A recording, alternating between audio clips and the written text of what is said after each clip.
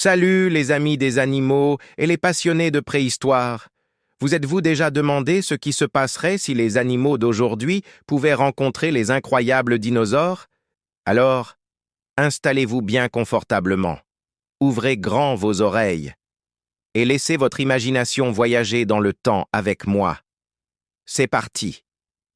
Au cœur d'une forêt luxuriante et mystérieuse, bien loin du monde que nous connaissons, vivait une petite bande d'amis pas comme les autres. Il y avait Léo, un lionceau courageux au grand cœur, toujours prêt à protéger les siens. Zoé, une zébrelle malicieuse et incroyablement rapide, qui connaissait la forêt comme sa poche. Et puis Kiko, un jeune singe capucin, agile et curieux, qui ne tenait jamais en place et adorait grimper partout pour tout observer. Leur vie était paisible, rythmée par les jeux dans les clairières ensoleillées et les siestes à l'ombre des grands baobabs. Un jour, alors qu'ils exploraient une grotte inconnue, Kiko découvrit une étrange pierre scintillante incrustée dans la paroi. À cet instant précis, une lumière éblouissante a envahi la grotte, et un tourbillon d'énergie a aspiré nos trois amis.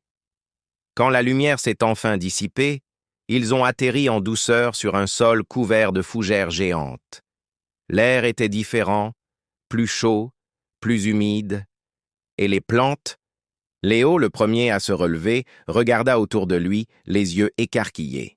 « Où sommes-nous » demanda-t-il, sa petite voix tremblante. Zoé, qui avait déjà commencé à trottiner, s'arrêta net. « Je ne reconnais rien. Les arbres, les fleurs, tout est différent. » Kiko, perché sur une branche colossale, criait d'excitation. « Regardez, tout est géant ici, c'est génial !» Soudain, le sol se mit à trembler. Derrière un rideau de feuilles gigantesques, une tête immense est apparue. La créature mâchait paisiblement des feuilles, son regard doux et curieux posé sur les trois petits voyageurs temporels. Nos amis étaient pétrifiés, un mélange de peur et d'émerveillement. Le géant baissa lentement son long cou vers eux. « N'ayez pas peur, petits êtres », dit une voix grave et douce qui semblait résonner dans leur esprit. « Je m'appelle Bako. Bienvenue au Crétacé. » Léo, reprenant son courage, s'avança.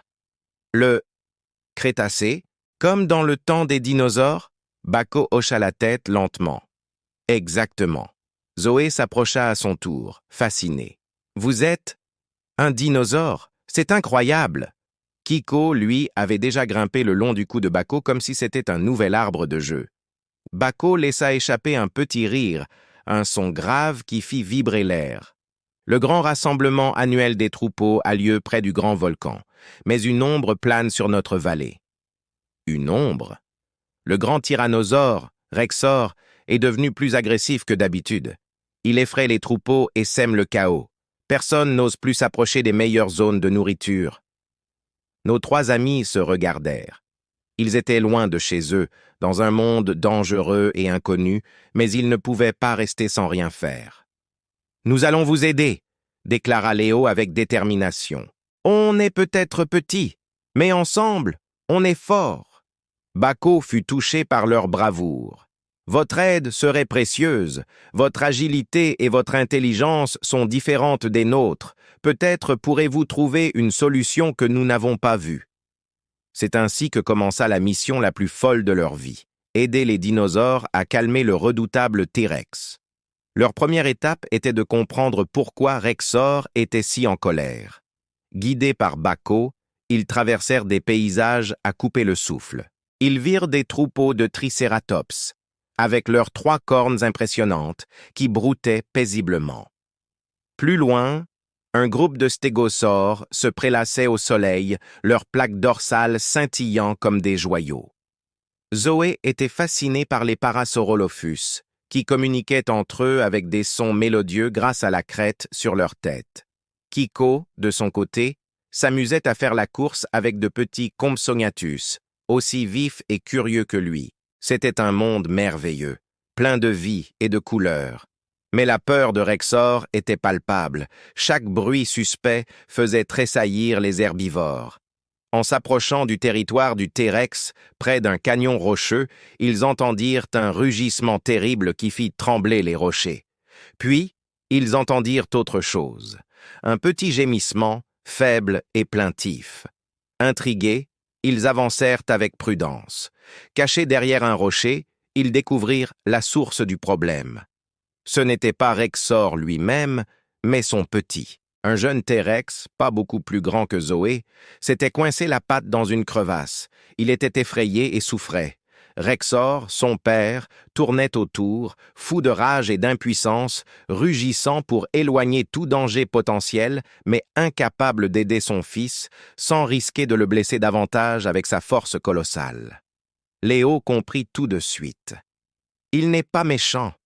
Il est juste inquiet pour son petit. C'est un papa qui a peur. Le cœur de nos amis se serra.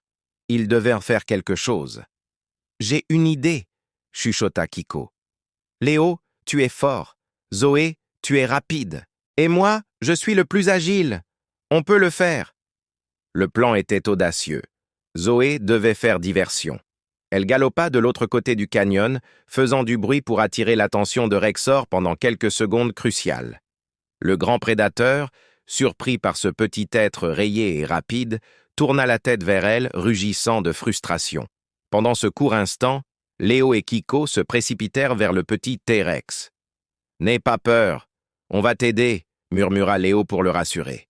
Kiko, avec son agilité de singe, examina la situation. La patte était coincée sous une pierre instable. « Léo, si tu pousses cette petite roche-là, ça va libérer un peu de pression. Moi, je vais essayer de guider sa patte. » Léo rassembla toutes ses forces de futur roi de la savane et poussa de toutes ses forces. La pierre bougea juste assez. Kiko, avec une dextérité incroyable, aida le jeune dinosaure à retirer sa patte de la crevasse. Libéré, le petit se releva en boitant et courut se réfugier près de son père en poussant de petits cris de soulagement. Rexor cessa de rugir. Il regarda son fils, puis il tourna son énorme tête vers le lionceau et le singe. Il y eut un long moment de silence. Puis, le gigantesque T-Rex baissa la tête, très lentement, dans un geste qui ressemblait à un signe de respect et de gratitude. Il poussa un dernier grognement, beaucoup plus doux cette fois, avant de partir avec son petit, s'enfonçant dans le canyon pour le soigner. La nouvelle de l'acte héroïque de nos trois amis se répandit comme une traînée de poudre dans toute la vallée. Les dinosaures, qui les regardèrent d'abord avec méfiance, les acclamaient maintenant comme des héros. Le grand rassemblement put enfin avoir lieu dans la paix et la joie. Baco, le brachiosaure, s'approcha d'eux, son regard rempli de reconnaissance. « Vous avez réussi là où nous avons tous échoué. Vous n'avez pas utilisé la force, mais l'intelligence, le courage et la compassion. Vous nous avez rappelé que même les plus redoutables d'entre nous ont un cœur. » Le moment était venu pour nos amis de rentrer chez eux. Ils firent leurs adieux à Baco, au Triceratops et même au petit Compsognathus avec qui Kiko avait tant joué. Ils retournèrent à la grotte où la chronolite scintillait toujours. Ils la touchèrent une dernière fois, et le tourbillon de lumière les ramena dans leur forêt. Quand ils rouvrirent les yeux, tout était redevenu normal. Le soleil filtrait à travers les baobabs familiers. Était-ce un rêve? Non, car en regardant leurs pattes et leurs mains, ils virent de petites traces de poussière rouge, la poussière du monde des dinosaures. Léo, Zoé et Kiko n'étaient plus tout à fait les mêmes. Ils avaient appris que la taille et la force ne font pas tout. Le vrai courage, c'est de comprendre les autres et de les aider, même quand ils font peur. Et ils savaient qu'au fond d'eux, ils garderaient pour toujours le secret de leur incroyable voyage au temps des dinosaures. Et voilà, notre incroyable aventure touche à sa fin. J'espère que ce voyage dans le temps vous a plu autant qu'à moi. Quelles leçons nos amis ont-ils apprises? Que la gentillesse et l'intelligence sont les plus grandes des forces. Si vous avez aimé cette histoire, n'oubliez pas de laisser un pouce bleu, de partager la vidéo avec vos amis et surtout de vous abonner à la chaîne pour ne manquer aucune de nos prochaines aventures. Dites-moi en commentaire quel est votre dinosaure préféré. Merci d'avoir regardé et à très bientôt pour une nouvelle histoire.